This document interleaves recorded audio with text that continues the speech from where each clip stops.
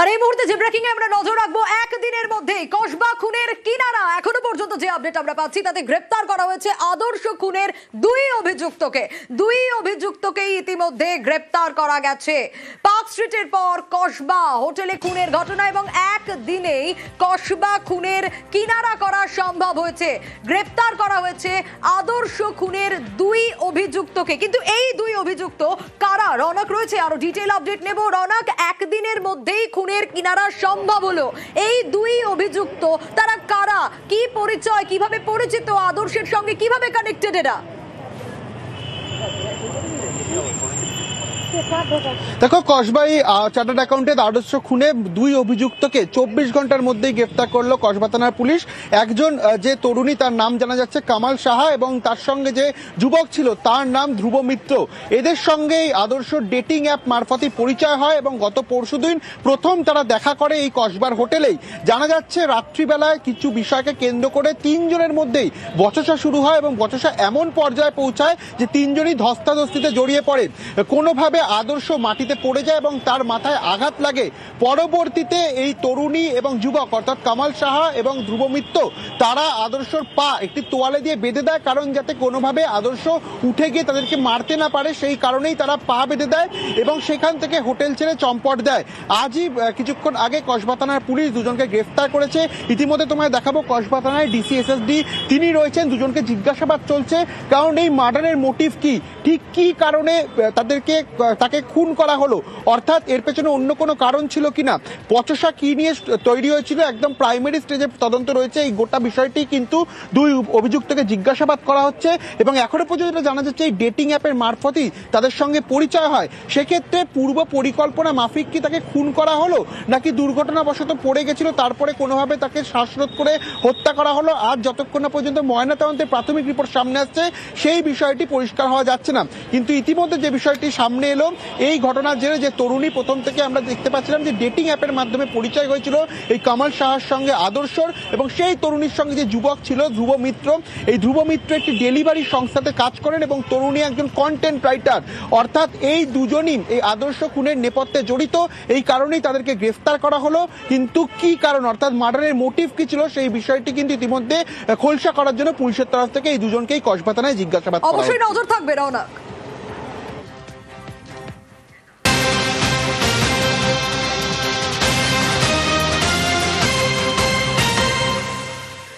আর এবার নজর রাখবো রোহিঙ্গা সন্দেহে কোপানোর চেষ্টা। হ্যাঁ, অভিযোগ অন্তত এমনটাই উঠে আসছে, সুপুরি ব্যবসায়ীকে রোহিঙ্গা বলে সন্দেহ আর তাকে কোপানোর চেষ্টার অভিযোগ। আগে দেখি ছবিটা দেখাই। এটা আমার বাবারই রাস্তা। আপনার বাবা? আমার বাবারই রাস্তা। তুই যা বেরা, এ শয়তান। এগুলো রোহিঙ্গা, এগুলো তো দিশে আছে।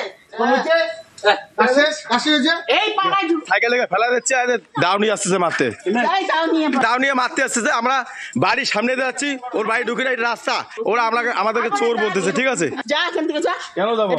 আর হামলার মুহূর্তের ভিডিও ইতিমধ্যে ভাইরাল। রকি রয়েছে আমার সঙ্গে। রকি, এই ঘটনার সূত্রপাত কোথা থেকে, কি কারণে সুপুরি ব্যবসায়ীকে রোহিঙ্গা বলে সন্দেহ হলো?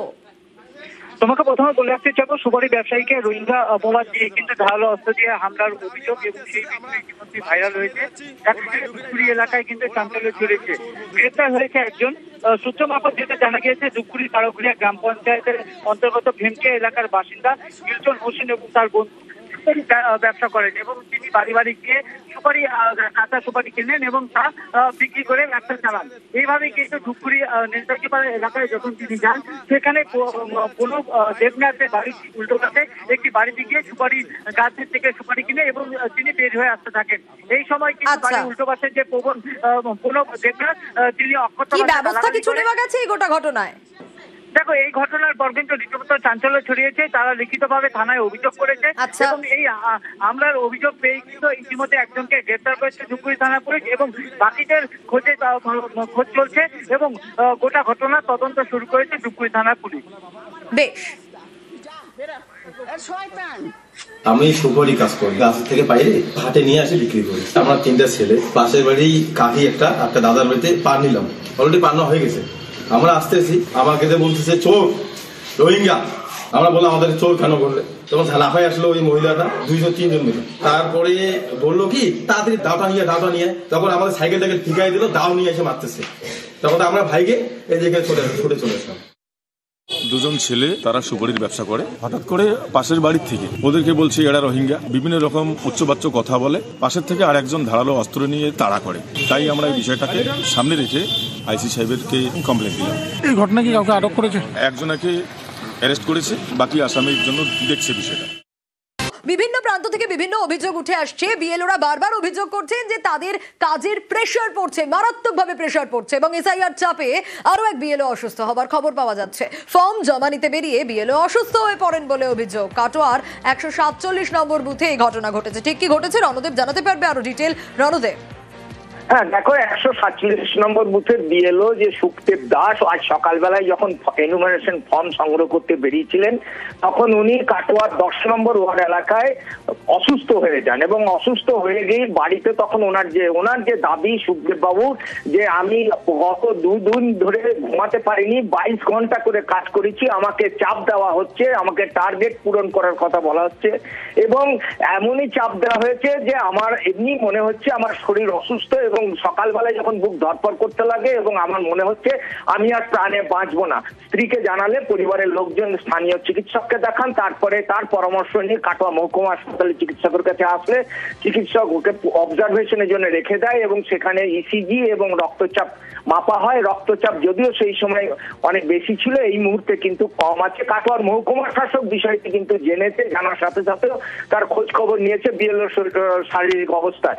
এই মুহূর্তে বিএলওর পরিবার বা বিএলওর অভিযোগ যে যেভাবে কমিশন থেকে চাপ দেওয়া হচ্ছে, প্রশাসন যেভাবে টার্গেট পূরণ করার কথা বলছে, তাতে আমাদের প্রাণে বাঁচার দায় হয়ে গেছে। বেশ, গত কদিন যাবতই আমি একদম খেতে পারছি না, এত প্রেশার, প্রচণ্ড কাজের চাপ। বিএলওর যে ডিউটি চলছে, আমাদের টার্গেট দেওয়া হচ্ছে 150-200, সেটা কালেক্ট করতে আমাদের 6 থেকে 7 ঘন্টা করে ফিরতে সময় লাগছে, তারপরে বাড়ি এসে ডিজিটাইজ করতে সময় লাগছে। আমরা 18 ঘন্টা 20 ঘন্টা করে কাজ করেও পেরে উঠছি না, চোখের সামনে অন্ধকার মতন দেখতে লাগলাম, আর হাত পাটা ঝিনঝিন করতে লাগলো।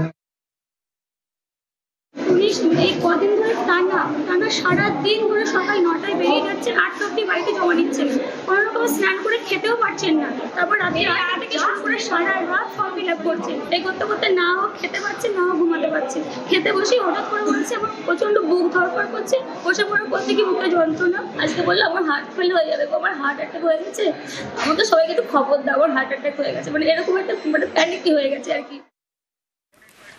ওনার অসুস্থতার খবর আমরা পেয়েছি, সুপারভাইজারকেও আমি হসপিটালে পাঠিয়েছি, হয়তো তিনি সাময়িক অসুস্থতা অনুভব করেছিলেন। ওনার প্রথম দিকে ফর্ম কালেকশনের হারটা একটু কমই ছিল। আমি গত পরশুদিন ওনার সঙ্গে নিজেই ফিল্ডে গিয়েছিলাম। এই মুহূর্তে কিন্তু উনি যথেষ্টই ফর্ম তুলতে পেরেছেন। চাপের অভিযোগ বলছে চাপ দিচ্ছে, খুব প্রেসার দিচ্ছে না, আমরা তো কমিশনের নির্দেশ মতোই কাজ করছি। কমিশন আমাদের যেরকম ডেডলাইন বলেছেন, আমরা সেই অনুযায়ী ওনাদেরকে জানাচ্ছি সবকিছু।